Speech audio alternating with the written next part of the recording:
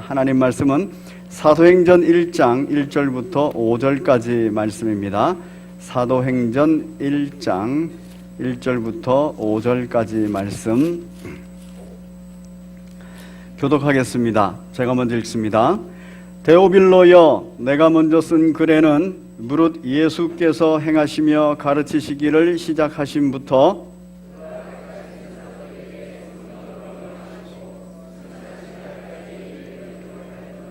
그가 고난받으신 후에 또한 그들에게 확실한 많은 증거로 친히 살아계심을 나타내사 40일 동안 그들에게 보이시며 하나님 나라의 일을 말씀하시니라.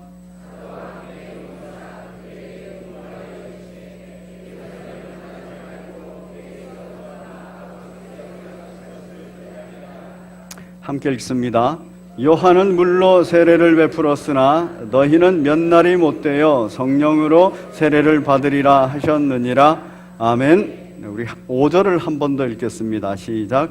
요한은 물로 세례를 베풀었으나 너희는 몇 날이 못되어 성령으로 세례를 받으리라 하셨느니라. 아멘. 제목 같이 읽겠습니다. 시작. 40일 동안 하나님 나라의 일 성령으로 세례 받음. 오늘은 부활절 기념 후 4주째 되는 주일이면서 스승의 날 기념 주일입니다.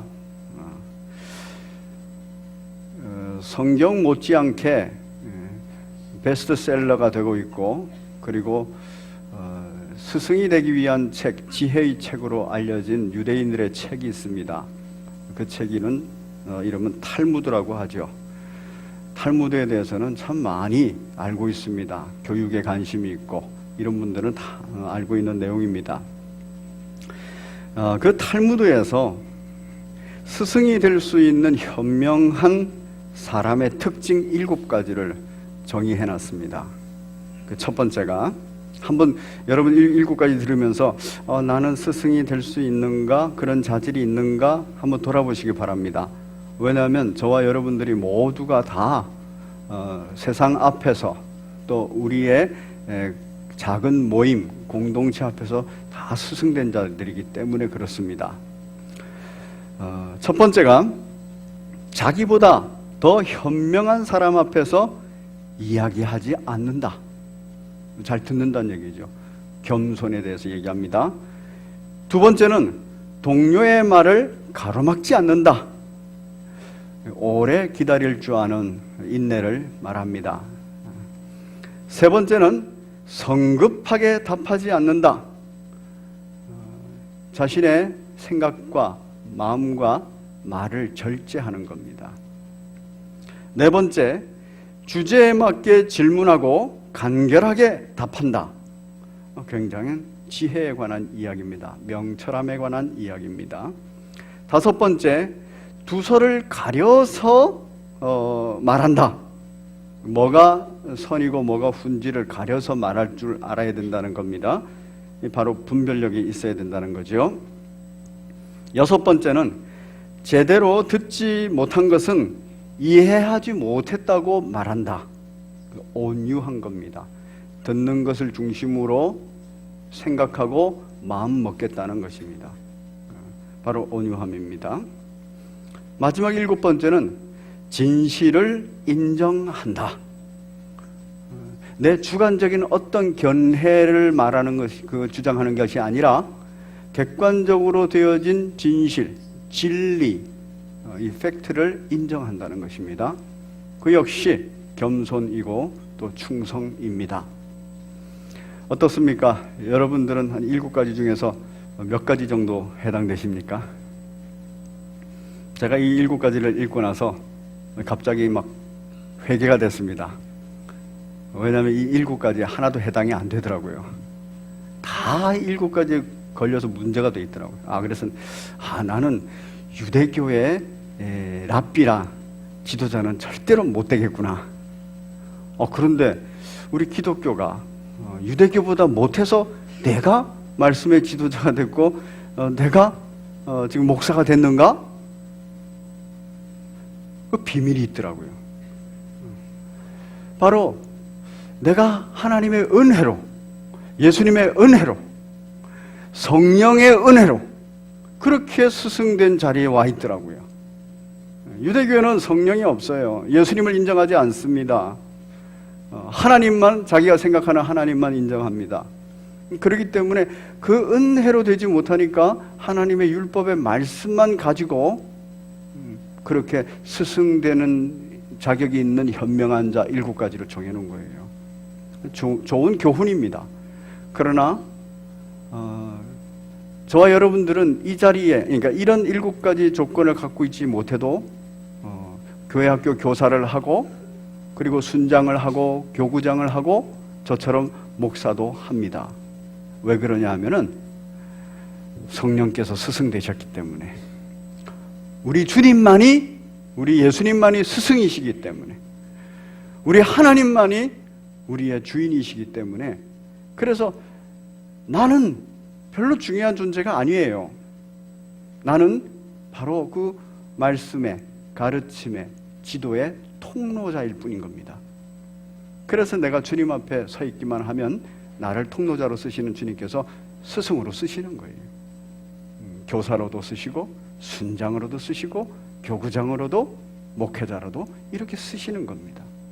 바로 저와 여러분들은 그런 은혜를 받은 스승들인 줄로 믿으시기 바랍니다. 그래서 대제사장과 함께 사역하는 만인 제사장, 저와 여러분들이 다 제사장이에요. 그래서 왕 노릇도 하고, 선지자 노릇도 하고, 제사장 노릇도 하는 겁니다. 이게 바로 전부 다 삼위일체 하나님의 은혜인 줄 믿으시기 바랍니다. 우리는 바로 그 통로일 뿐입니다. 오늘 본문은 성령의 사역에 대해서 얘기합니다. 바로 5절에서 성령으로, 오늘 본문은 세례를 받으리라. 지난주에는 성령으로 명하신 것에 관하여서 성령이 딱 터치하시기 때문에 그 성령을 통해서 듣는 사람, 마음에 새기는 사람, 이 사람은 순종의 은혜가 있고 복종의 은혜가 있고 자기의 생각을 꺾는 굴복의 은혜가 있다 그랬어요. 성령께서 하시는 일이다 말씀을 드렸습니다. 오늘은 성령으로 세례를 받는다라는 것이 어떤 의미인지, 어떤 존재 변화인지, 어떤 상태 노예인지 하는 것을 함께 나누고자 합니다. 오늘 본문에 5절에서 등장하고 있는 성령으로라는 단어는 똑같습니다. 근데 전치사를, 그러니까 밥티조라는 단어를 똑같이 쓰는데 전치사를 n이라는 단어를 씁니다. 이건 번역을 하면은 영어로는 in 또는 with 이렇게 번역합니다. 그래서 성령으로 세례를 받는다 그러면 성령 안에서 세례를 받는다, 또는 성령에 의해서 세례를 받는다, 이런 뜻입니다. 그래서 성령 안에, 성령에 의해서, 이런 말이에요. 오늘 본문을 조금 더 깊이 살펴보기 위해서 세례라는 것에 관하여서 우리의 인식들을 한번 보고 말씀을 나누고 싶습니다. 제가 아는 어르신 중에 지금은 천국 가셨습니다. 천국 가셨는데 본인이 저를 만나면, 그때는 신앙생활 안 하셨어요. 신앙생활 안 하시고 계시는데 저만 만나면은, 제가 목사이니까 제 앞에서 항상 자랑스럽게 얘기하는 게 있었습니다. 그 뭐였냐면, 아이고 장 목사, 나는 주기철 목사님한테 세례받았어. 주기철 목사님한테 세례받은 것을 그렇게 강조하더라고요. 그런데 주기철 목사님한테 세례받은 그 어르신이 제가 만났을 때는 신앙생활을 안 하고 있었습니다. 그리고 천주교인으로 나중에 신앙생활을 하다가 천국을 가셨습니다. 주기철 목사님께 세례받은 것, 이것이 자기의 자랑이 되고 이것이 세례의 가장 중요한 핵심이 됐어요. 그런데 성령으로, 성령 안에서, 성령에 의해서 라는 말은 누가 세례를 줬는가가 중요하지 않다는 겁니다. 그래서 장호철 목사한테 세례를 받았어, 누구한테 세례 받았어, 이런 얘기를 하는 거 아니라는 거예요. 항상 내가 세례 받는 것은 바로 성부, 성자, 성령의 이름으로 성령 안에서, 성령에 의해서 세례 받는 것이다 하는 것을 꼭 기억하시기 바랍니다. 세례는 사람으로 근거되지 않습니다. 두 번째입니다. 각 교단마다 세례하는 형식이 좀 다른데 가장 대표적으로 침례를 하는 교단이 있고, 그리고 우리가 말하는 물세례, 약식 세례라고 하는 세례를 하는 교단이 있습니다. 장로교회는 약식 세례를 합니다. 그런데 실제적으로 장로교회는 이걸 약식 세례라고 말하지 않습니다. 그냥 세례라고 말해요. 어떤 형식에 매이지 않는다는 겁니다. 침례교회를 비롯해서 몇몇 교단들은 꼭 침례를 합니다. 왜냐하면 밥티조라는 성경에 있는 단어가 잠긴다, 이렇게 푹 잠긴다 이런 뜻이에요. 그러니까 성경대로 하자 이래서 푹 잠기는 침례를 합니다. 저는 처음 신앙생활을 순복음교회에서 했습니다. 순복음교회는 침례교 쪽에서 이렇게 갈라져 나온 교단이라서 침례를 합니다. 그래서 제가 중학교 1학년 때인가 그때 그 예배당 뒤쪽에 그 큰 목욕탕 풀이 있는데 거기서 침례를 받았어요. 그래서 옷을 싹 갈아입고 딱 들어가면은 성부와 성자와 성령의 이름으로 세례를 주노라 이러면서 확 이렇게 담굽니다. 그러면 이 머리끝까지 다 들어가야 돼요. 꼬르륵 소리가 나요. 그래가지고 약간 두려움을 갖는 사람은 들어가자마자 벌떡 일어나가지고 물을 마십니다. 그 순간이 굉장히 긴장하고 긴장스럽게 돼요. 침례, 그리고 나는 침례 받은 사람이야 이러면서 세례 받은 사람 보고 너네도 물방울 몇 개 떨어뜨렸지? 나는 푹 잠겼다가 나왔어. 형식에 매여 있는 거예요. 그 형식이 자기의 자랑거리가 됩니다. 여러분, 이런 그 상황들이 한국 교회는 또 있어요. 뭐냐면 목사님이 그 성지 여행을 이렇게 쭉 다녀오지 않습니까? 그러면은 거기에서 귀한 거라 그러면서 그 요단 강물을 퍼오십니다. 그 비행기를 어떻게 또 가지고 오셨는지 잘 모르겠는데 어쨌든 요단 강물을 딱 퍼오셔가지고 이제 그 다음에 딱 임박한 세례 때 오셔가지고 이거 요단 강물에서 퍼온 물입니다. 이걸로 세례를 줍니다. 그러면 우리 성도들의 마음은 어때요? 저게 요단 강물에서 퍼온 거구나. 그러면서 이 종교심이 막 일어나요.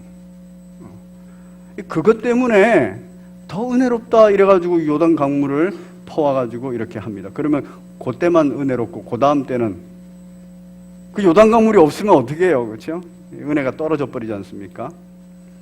어떤 재료에도 상관하지 않습니다. 성령으로 되는 거예요. 또 한 가지 있어요. 성도들 중에서 이 성지 여행을 가면은 이런 분들이 있답니다. 뭐냐면은 이 세례를 교회에서 받았어요. 근데 이제 물 세례를 받고 나니까 또 은혜를 사모하는 사람이라서 성지 여행을 간 거 아니겠습니까? 가가지고 요단강물에 딱 해서 예수님께서 세례 요한한테 세례 받은 곳입니다. 이렇게 설명을 들으면 거기서 다시 침례를 받고 싶은 거예요. 그래서 함께 간 목사님 보고 침례를 해달라는 거예요. 그리고 진짜 거기서 침례를 하는 분들이 있답니다. 물론 세례를 안 받은 분도 거기서 침례를 원해서 그때 맞춰서 침례를 하기도 하고요. 세례 받은 분도 가서 또 침례를 해요. 왜? 사람의 종교심이고 사람의 마음이에요. 이런 종교심과 이런 마음들이 어느 정도 교리로 딱 틀이 돼가지고 침례교단에서는 장로교회에서 세례를 받은 사람들, 그 사람들이 침례교단으로 교회를 옮기면은 다시 침례를 합니다. 왜냐하면 이 세례를 인정하지를 않아요. 그래서 다시 침례를 해요. 그만큼 형식이라는 것, 그걸 굉장히 중요시 여기는 겁니다. 결국 사람의 마음이 세례보다는 침례를 하더라도 한국에서보다는 요단강가에, 물도 수돗물보다도 무슨 물이요? 요단강 물로, 목사도 별 볼 일 없는 목사, 이름도 없는 목사, 유명하지 않은 목사보다도 유명한 목사, 그것이 자신들의 자부심과 긍지가 되는 거예요. 그걸 좋게 말하면 종교심이다 이렇게 말하고, 그걸 나쁘게 말하면 죄성이다 이렇게 말합니다. 장로교회가 지금까지 수백 년 동안 계속해서 이 물세례, 몇 방울 떨어뜨리는 이 물세례를 계속하는 이유는 바로 장로교회는 눈에 보이는 어떤 틀, 현상, 사람, 이것들은 최대한 축소를 하고 가장 본질적 영적 의미를 드러내기 위해서 그래요. 그래서 세례를 주면서 이 세례를 주는 사람, 세례의 이 형식, 이 물, 재료 이런 거 다 떠나서 성령으로, 성령 안에서 성령에 의해서 푹 잠겨야 됩니다. 그렇게 말하는 것입니다. 제가 지금 말씀드리는 것은 오해는 하지 마십시오. 그렇게 하는 분들에 대해서 폄하하거나 그렇게 하는 교단에 대해서 제가 폄하하는 건 아닙니다. 다른 측면에 대해서 얘기하고 강조하는 측면에 대해서 말씀을 드린 겁니다. 세례라는 것, 바로 오늘 성령으로 세례를 받는다 할 때는 세례는 무조건 성령으로, 성령 안에서 성령에 의해서 성령에 푹 잠기는 것이구나, 이렇게 마음을 딱 새기시기를 바랍니다. 오늘 본문은 성령으로 세례를 받는다 이렇게 말하면서 여기에 이제 헬라어로 시제가 기록되어 있어요. 그래서 밥티조라는 단어가 변형을 주고 있습니다. 어떤 변형이냐면은 우리 성경에도 세례를 받으리라 이랬죠. 세례를 받으리라, 즉 성령으로 세례를 받으리라, 이 말은 en pneumati baptis deseste hagio 이런 뜻이에요. baptisti deseste라는 말은 미래형이에요. 그러면서 수동태라는 겁니다. 그래서 세례라는 것은 수동태로 되는 것이구나. 그래서 세례를 준다는가 아니에요. 세례를 주는 분은 삼위일체 하나님밖에 없어요. 목사가 세례를 주는 게 아니고, 사람이 세례를 주는 거 아니고, 어떤 교단이 세례를 주는 게 아닙니다.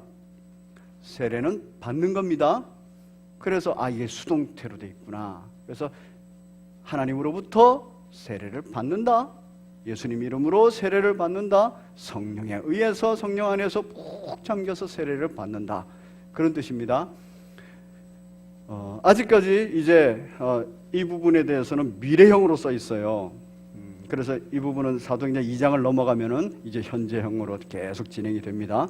미래형으로 됐다는 얘기는 약속이라는 말입니다. 그래서 성령으로 세례를 받으리라, 약속인 겁니다. 그런데 받는다 되어 있어요. 세례라는 의미는 세 가지 의미가 있습니다. 이 세 가지, 성경에서는 세 가지 의미인데, 첫 번째 세례라는 의미는 죄를 씻는다, 두 번째는 신앙 고백을 한다, 세 번째는 새 생명을 가지게 된다, 이런 뜻입니다. 그런데 이게 미래형이면서 수동태로 이제 해석을 하면 성령으로 세례를 받으리라, 이 말을 정확하게 해석하면 이런 겁니다. 성령 안에서 성령에 의해서 세례를 받게 될 것이다. 즉 죄 씻음을 받게 될 것이다. 죄 씻음은 내가 하는 거 아닙니다. 내가 내 죄를 씻는 것도 아니고, 또 사람이 누군가가 죄를 씻어주는 것도 아닙니다. 성령 안에서 성령에 의해서 죄 씻음을 받는 것입니다. 두 번째는 신앙 고백하다라는 뜻이 있어요. 신앙 고백하다라는 뜻은 이제 다시 또 이대로 하면 성령으로, 성령 안에서 성령에 의해서 신앙 고백하게 된다예요. 그래서 우리는 신앙 고백하면 누구의 고백이 가장 먼저 떠오르십니까? 베드로의 고백이죠. 자, 베드로의 신앙 고백을 한번 다 같이 해보겠습니다. 시작. 주는 그리스도시요 살아계신 하나님의 아들이시니이다. 고백을 딱 했어요. 예수님께서 칭찬을 했습니다. 그러면서 베드로에게 뭐라 그랬습니까? 이를 알게 한 이는 뭐라고요?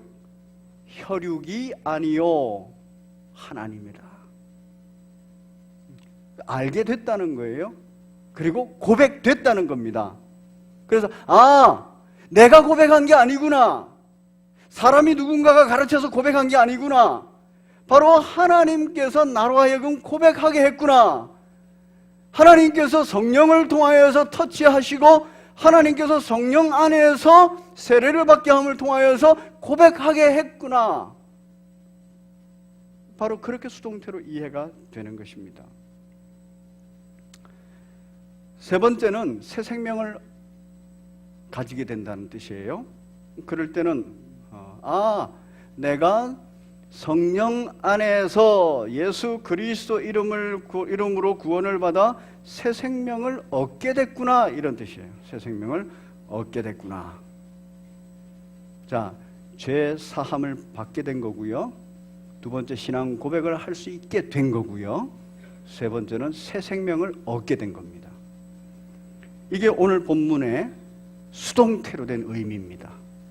약속의 의미는 바로 미래형으로 그렇게 약속의 의미를 갖고 있어요. 저와 여러분들은 약속이 성취된 시대를 살고 있기 때문에 죄 씻음 받은 자인 것을 믿으시기 바랍니다. 신앙 고백하게 된 것도 내가 똑똑해서 내가 지혜로워서 내가 잘 배워서 한 게 아니라 하나님에 의해서 성령님에 의해서 성령님 안에서 내가 신앙 고백하게 된 것이라는 걸 믿으시기 바랍니다. 나는 이미 새 생명을 하나님으로부터 얻은 자인 것을 믿으시기 바랍니다. 오늘 본문은 그런 의미를 갖습니다. 오늘 이 본문을 통하여서 함께 이제 살펴보고자 하는 것은 이 세례 받은 사람, 성령으로, 즉 성령 안에서 성령에 의해서 죄 씻음의 상태로 푹 잠긴 사람, 신앙 고백하게 된 푹 잠기게 된 사람, 그리고 새 생명으로 푹 잠기게 된 사람, 이 사람들이 어떤 상태에 있는가 하는 부분을 확인해 보겠습니다. 성령 세례를 받았다는 의미는 어떤 상태에 있는 걸 말하냐면 바로 삼위일체 하나님과 함께하는 상태를 말합니다.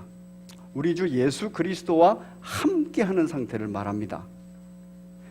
그 함께하는 사람의 상태가 어떤지를 잘 드러내고 있는 사건이 있습니다.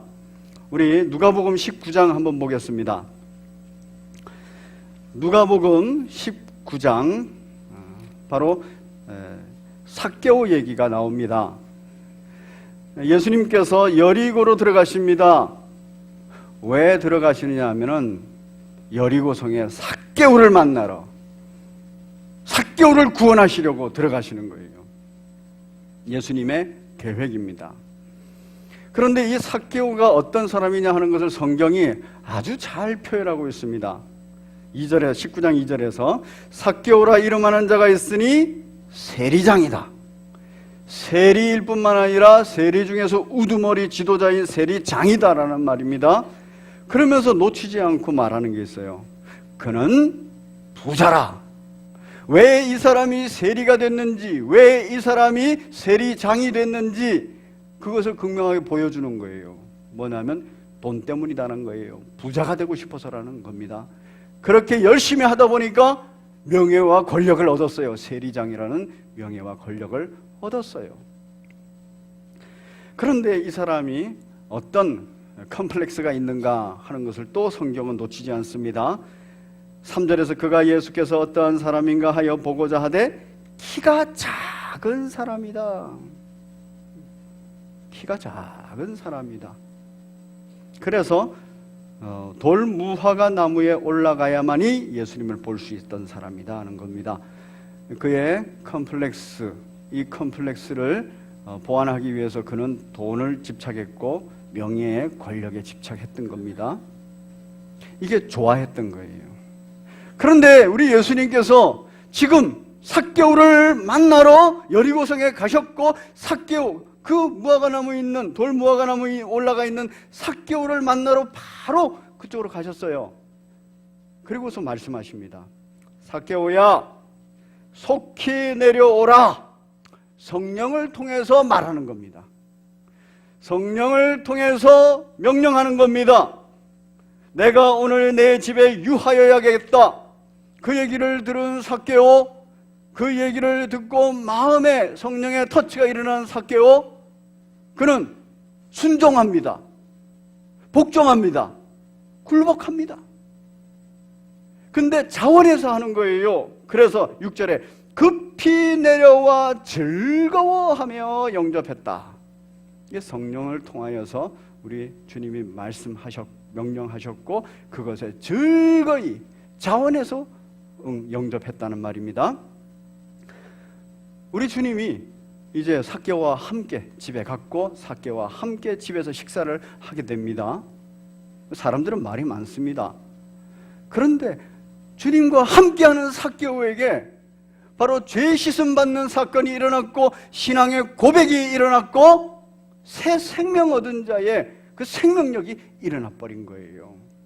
그래서 결단했습니다. 삭개오가 서서 주께 여짜오되 주여 보시옵소서, 내 소유의 절반. 돈을 사랑했던 사람이에요.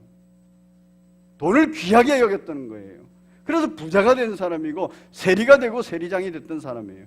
그런데 그 절반을 가난한 자들에게 주겠사오며 만일 누구의 것을 속여 빼앗은 일이 있으면 내 갑절이나 갚겠나이다. 자기 재산을 털겠다는 얘기입니다. 기쁨으로, 자원하는 마음으로. 이유가 뭡니까? 이유가 바로 그 이유가 나와 있어요. 9절에 예수께서 이르시되 오늘 구원이 이 집에 이르렀으니 그 구원이 일어난 현상이다. 상태다. 삭개오의 상태예요. 죄 씻음 받은 상태요, 신앙을 고백하는 상태요, 새 생명을 얻은 상태입니다. 저와 여러분들은 이 세 가지가 다 이미 이루어진 줄 믿으시기를 바랍니다. 그래서 이런 존재들이에요. 그리고 이런 상태에 있어요. 그래서 찬송도 우리가 그렇게 부릅니다. 우리 436장 우리 같이 찬송 하나 두 절만 부르겠습니다. 436장 반주해 주시기 바랍니다. 436장 나 이제 주님의 새 생명 얻은 몸. 그 의미를 한번 살피면서 1절과 2절만 찬양하겠습니다.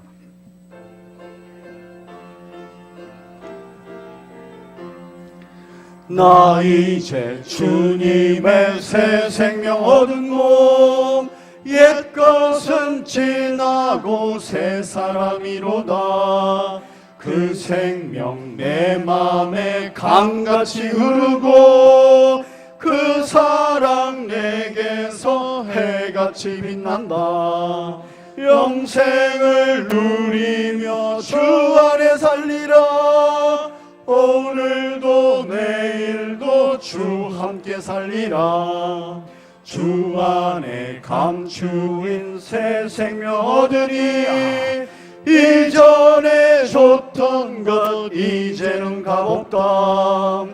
하늘의 은혜와 평화를 맛보니 찬송과 기도로 주 함께 살리라. 영생을 누리며 주 안에 살리라. 오늘도 내일도 주 함께 살리라. 삭개오의 존재가 이렇게 변했고 삭개오의 상태가 이렇게 됐다는 겁니다. 저와 여러분들의 존재가 이렇게 변했고 저와 여러분들의 상태가 이 상태라는 것을 믿으시기 바랍니다. 이제 우리는 성령을 구해야 돼요. 찾아야 돼요. 문을 두드려야 돼요. 성령을 우리 하나님께서 주시겠다. 누가복음에서 말하고 있지 않습니까? 찾으라 그러면 찾을 것이요, 구하라 그러면 주실 것이요, 찾으라 그러면 찾게 될 것이요, 문을 두드리라 그러면 열릴 것이라. 하나님께서 이 성령을 주시지 않겠느냐. 삭개오의 기록을 한 누가가 그대로 얘기한 겁니다. 이 존재를 확신하고 이 상태를, 영생의 상태를, 새 생명의 상태를 누리고자 하면 우리는 성령을 구해야 되는 겁니다. 성령 구하시고 성령 충만한 여러분 되시기를 바랍니다. 성령께서 하시는 일은 바로 이런 일입니다. 또 한 가지, 성령께서 하시는 일은 우리와 함께 하는 것 외에 또 한 가지 하는 일이 있습니다. 바로 가르치는 일, 그리고 생각나게 하는 일을 우리들에게 해주십니다. 그 대표적인 사건은 그 니고데모 사건이 있어요. 니고데모는 가질 거 다 가진 사람이에요. 바리새인이라서 아주 자부심도 있고 경건 생활도 하는 사람입니다. 그리고 유대의 지도자입니다. 산헤드린 공의회 회원이에요. 국회의원이라는 말입니다. 그렇기 때문에 명예도 가지고 있고 권세도 있어요. 그리고 유대의 선생된 자라, 이렇게 예수님이 말합니다. 그 얘기는 유대인들에게 존경받는 사람이라는 겁니다. 가질 것 다 가진 사람이에요. 그런데 이 니고데모의 인생이 답답했습니다. 뭔가 뚜렷이 분명하게 보이지가 않는 거예요. 자기가 종교생활, 신앙생활은 경건하게 말씀, 율법을 잘 지키면서, 그리고 그 율법에 대해서 많이 알아서 사람들을 영적으로도 지도하고 율법을 가르치기도 하고, 그리고 국가의 향방도 정하는 산헤드린 공의원에서 참여도 하고 다 이루고 있어요. 그런데 뭐 하나가 분명하지 않은 거예요. 답답한 인생,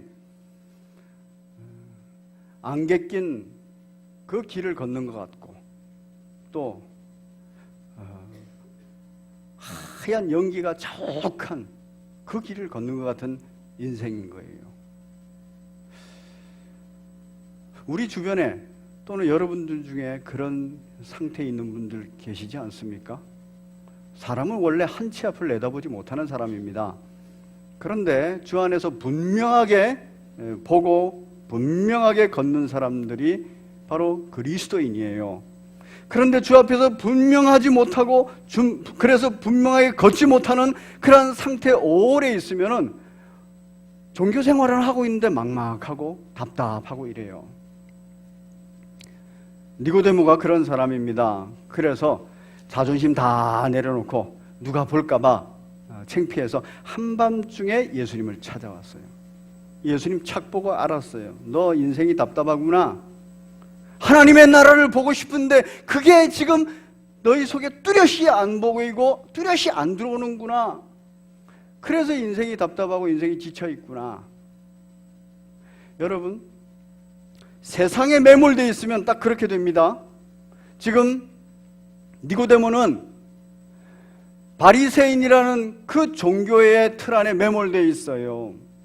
유대 지도자라는 그 틀 안에 매몰되어 있어요. 산헤드린 공회원으로서 그런 일을 하는데 매몰되어 있어요.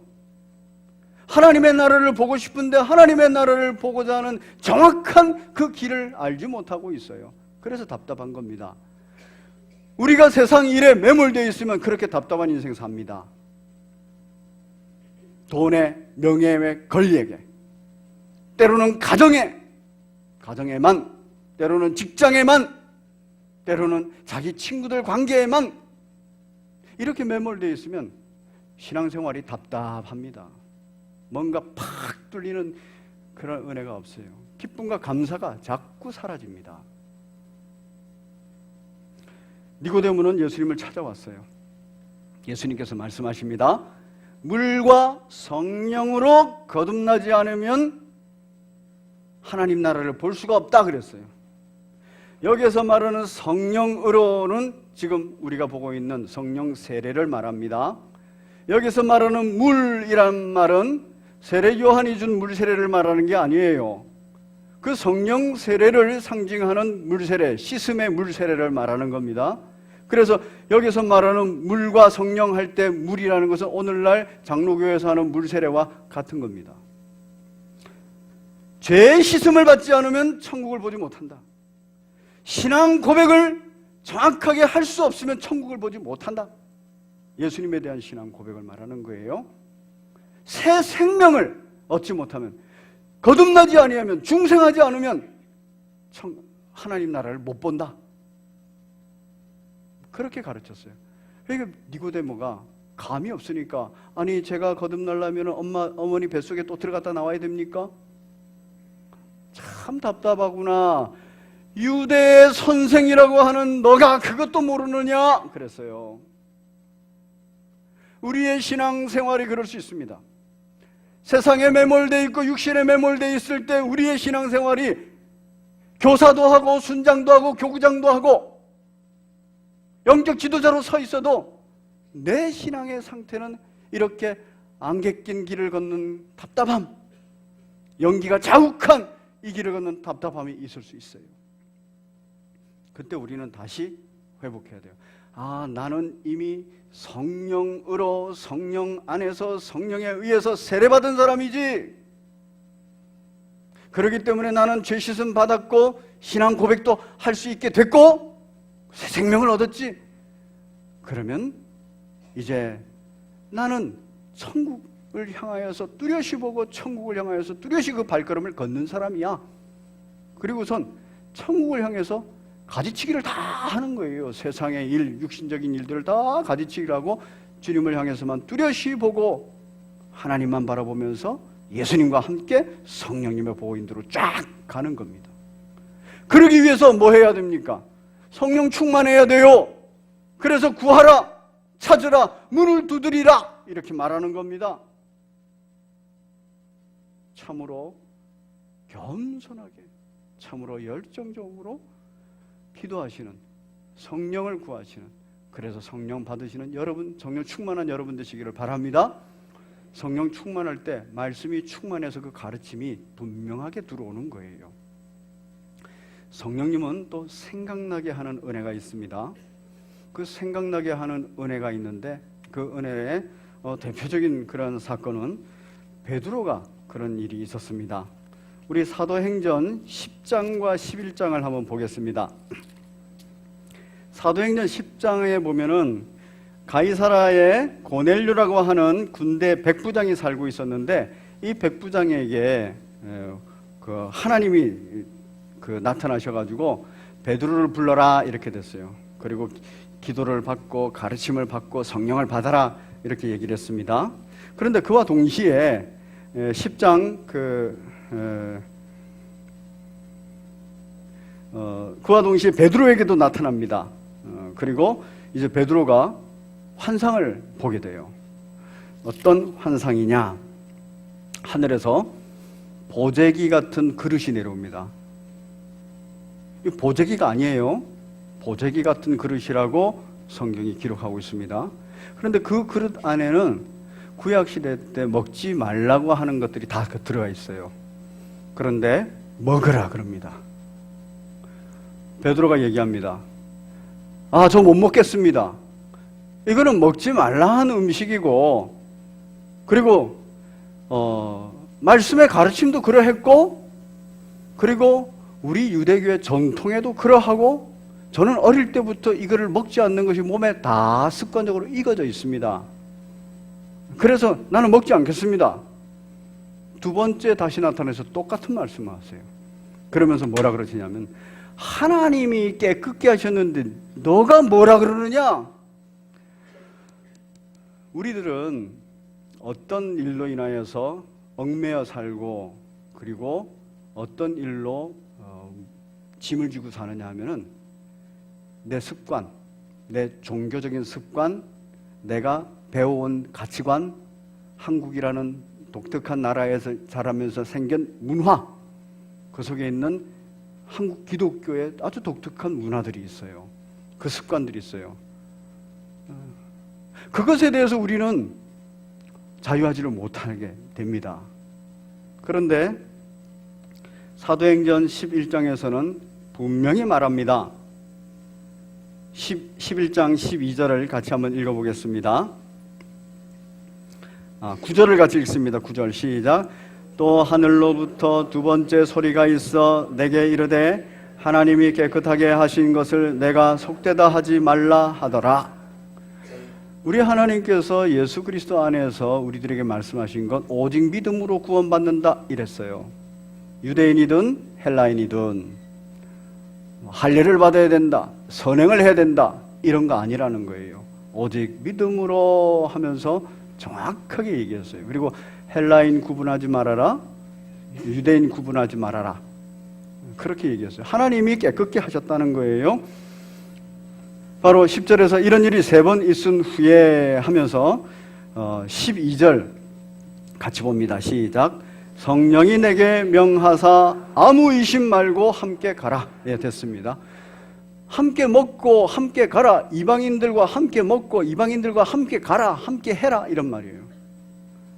우리들의 선입견, 우리들의 문화, 우리들의 습관, 우리들의 율법적 종교생활, 이거 다 옷을 벗으라는 얘기입니다.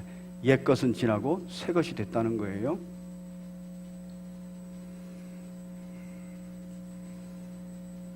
그러면서 베드로가 이 고백을 합니다. 16절 시작. 내가 주의 말씀에 요한은 물로 세례를 베풀었으나 너희는 성령으로 세례를 받으리라 하신 것이 어떻게 됐다고요? 생각이 났다고요. 그런데 이 본문의 말씀은 정확하게 어디에 기록되어 있습니까? 오늘 읽은 본문입니다. 사도행전 1장 5절입니다.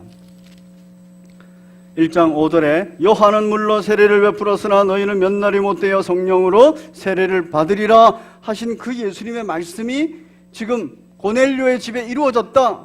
이방인들 땅에 이루어졌다. 그래서 내가 그동안 못 먹겠다라고 말하고 내 습관대로 내 율법주의적 생각대로 안 했던 거, 그거 다 주님이 깨끗하게 했으니 내 생각에 변화가 일어난 거예요. 성령 세례 받았다는 것은 바로 이렇게 새로운 지식을 가르침을 받을 뿐만 아니라 내 생각과 내 모든 습관들의 변화가 일어나는 겁니다. 예수님을 믿지 않을 때, 성령 세례를 받지 않을 때는 바로 저와 여러분들이 예배당에 온다는 건 상상도 못했어요. 왜 예배당에 주일날 가느냐, 왜 수요일날도 가느냐, 왜 이렇게 가느냐. 그런데 성령 세례 받고 나니까 이 습관이 바뀐 거예요. 예배당에 가야 되는 걸로 그렇게 정해지는 거예요. 이 변화, 이 상태가 있는 겁니다. 왜? 죄 씻음 받았기 때문에, 그리고 내가 주는 그리스도시여 살아계신 하나님의 아들이라고 고백하게 됐기 때문에, 그리고 내가 새 생명을 얻었기 때문에. 성령의 사역입니다. 이 성령의 사역에 대해서 예수님께서는 아주 정확하게 요한복음 14장에서 말씀하셨습니다. 우리 같이 한번 읽겠습니다. 요한복음 14장 26절을 같이 읽겠습니다. 26절 시작. 보혜사 곧 아버지께서 내 이름으로 보내실 성령, 그가 너희에게 모든 것을 가르치고 내가 너희에게 말한 모든 것을 생각나게 하리라. 니고데모를 가르치셨고 베드로에게 생각나게 하셨고, 그래서 우리 모두가 그 성령의 은혜 가운데 있게 되는 것입니다. 성령으로, 성령 안에서 성령에 의해서 세례를 받게 될 것이다 하는 것이 바로 베드로에게 그대로 성취가 됐어요. 저와 여러분들에게도 이대로 성취된 상태인 것을 믿으시기 바랍니다. 우리 이 내용을 생각하면서 찬송 한 곳 한번 같이 하겠습니다. 453장입니다. 453장의 2절과 3절만 함께 찬송합니다. 453장입니다. 예수도 알기 원하는데, 그렇게 예수를 더 알기 원하면 어떻게 돼야 되느냐? 2절과 3절입니다.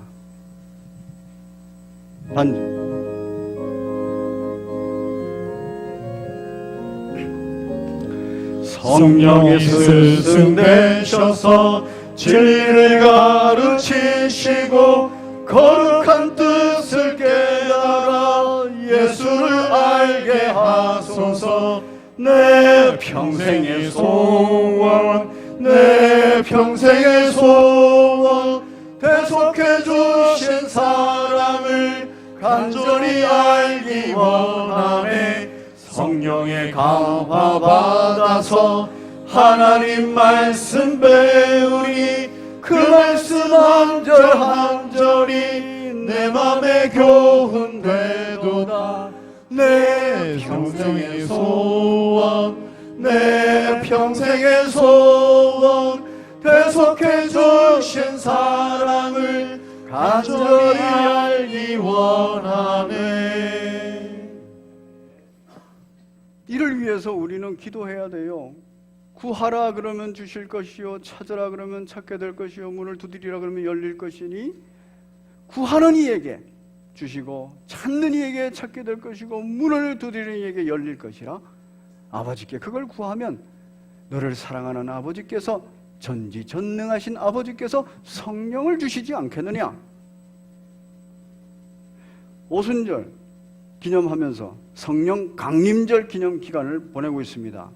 이 기간에 우리가 정말 인생을 뚜렷하게 살고 이 인생을 명료하게, 명쾌하게, 기쁨과 감사로 행복하게 살기 위해서는 성령 충만해야 될 줄로 믿습니다. 이를 위해서 기도해야 되는 것입니다. 지난 화요일에, 이제 요새 제가 다락방 순회 신방을 하고 있는데, 지난 화요일에 제가 다락방 순회 신방을 했습니다. 그 다락방에서 이제 성령의 은혜로 결단하는 내용들을 서로 나누었어요. 그런데 한 집사님께서 이런 얘기를 했습니다. 2년 전에 본인은 이렇게 신앙생활의 결단을 어떻게 하고 있냐면은 주 안에서 자유함을 누리면서 편하게 하자, 이렇게 결론을 내렸대요. 그래서 편하게 이렇게 신앙생활을 하고 있는데 2년 전에 주일에 집안 행사가 있었답니다. 그래서 집안 행사를 있는데 별로 그냥 편하게 원래 하기로 결단을 했으니까, 그래서 집안 행사 예배 안 드리고 집안 행사를 갔어요. 갔는데 가는 중에 자동차가 퍼졌답니다. 그래서 집안 행사도 참여 못하고 레커차를 끌고 레커차에 의해서 이제 다시 서울로 올라와 버린 거예요. 그러면서 마음속에 내가 주일 성수를 하지 않고 주일 예배를 안 드리고 지금 가서 이렇게 된다 보다, 이렇게 생각을 하고 있은 거예요. 근데 그게 자꾸 부담이 되는 거예요. 그래서 동생 한 분이 이제 신앙생활을 하는데 동생한테 그 얘기를 했답니다. 그러니까 아이고 언니, 우리 하나님 그렇게 옹졸하신 분 아니야. 그렇게 편협되신 분도 아니고 그 치사한 분도 아니야.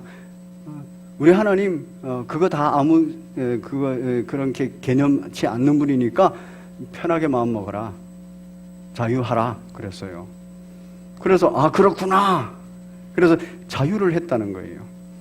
그런데 지난 화요일 날 성령의 은혜 가운데서 결단하는 일을 합시다 이랬는데, 2년 전에 자유하고 2년 전에 잊어먹었다고 생각했는데 그게 생각이 나더라는 거예요. 그래서 그 고백을 하더라고요. 그러면서 이게 또 생각이 난다는 거예요. 그래서 제가 그랬어요. 그 무슨 의미겠습니까? 아마 이걸 결단하라는 것 같아요. 신앙생활을 할 때 편하게 하려고 하지 말고 또 주일 성수는 꼭 하고 이거를 결단하게 하는 것 같습니다. 그래서 제가 그랬어요. 맞습니다. 집사님에게 아마 그때도 그 결단을 요구하셨을 겁니다. 우리 하나님 그것 때문에 벌 주고 징계하고 그런 옹졸한 분 아닙니다. 그런데 주일 성수라는 것은 신앙생활에 좋은 것이고 성경에서 가르치는 것이니까 주일 성수하라는 것이 깨달아졌으면 그게 성령의 조명하심이고 생각나게 한 것인 줄 알아야 됩니다. 가르침인 줄 알아야 됩니다. 그리고 2년이 지난 오늘 다시 또 그게 생각나게 한 것은 성령께서 조명하시고 그렇게 생각나게 한 것입니다. 그 목적은 결단하라고 하는 겁니다. 그 집사님은 그 결단을 마음에 먹고 그 얘기를 한 거예요. 이거 결단하라고 하는 것 같습니다. 여러분, 우리가 성령의 조명을 받고 성령의 은혜로 살아가는 것은 율법적으로 부담 느끼고 살라는 얘기는 아닙니다. 그러나 자유함을 누리는데 그 자유함이 방종으로 가지 않아야 되는 거예요. 주일 예배를 드리고 주일 성수를 하고 또 주일 봉사를 하고 또 주일 교제를 하고 이러는 모든 부분들은 성경에서 가르치고 있는 신앙생활의 기본입니다. 그런데 우리는 그것과 관련해서 주 안에서의 자유야 그러면서 마음대로 갈 때가 있다는 거예요. 그때 마음대로 간다고 해가지고 우리 주님이 징계하고 우리 주님이 벌 주시고 죽이는 분 아닙니다. 그렇지만 혹시 여러분들이 그러는 중에 딱 깨달아지면 이거 성경에 위배된 것이 깨달아지면 그건 버려야 돼요. 성경에서 가르치고 있는 그리고 일관된 얘기 같으면 그거는 받아들이시고 결단하라는 거구나. 그렇게 해석을 해야 성령으로 성령 안에서 성령에 의해서 세례받은 사람들이 영적 감각을 가지고 살아가는 것이 돼요. 이게 새 생명 얻은 사람들의 특징입니다. 오늘 제 이 얘기를 듣고 마음속에 결단이 생기시는 분은 그 결단하라는 성령의 음성이에요. 근데 마음속에 그래도 나는 아직까지 아니야 이러면 그냥 아직까지 아닌 걸로 그냥 사세요. 다음에 또 그런 결단들을 요구하실 때가 있을 수도 있습니다. 억지로 말씀드리는 거 아니에요. 자원하는 마음으로 기쁨으로 예수님을 영접하고 집으로 함께 갔던 삭개오처럼 자원하는 마음으로 기쁨으로 딱 감각이 오고 능력이 생겨야 됩니다. 사실 능력 생기기 위해서 성령을 구하고 성령을 찾고 성령의 문을 두드리는 겁니다. 이것이 옳다 생각하시면 그렇게 기도하세요. 그리고 성령 충만함으로 그 길을 걸으시는 복된 여러분 되시기를 바랍니다. 우리 함께 찬송 올리겠습니다. 436장 찬양 올리시면서 준비하신 예물 하나님 앞에 드리겠습니다.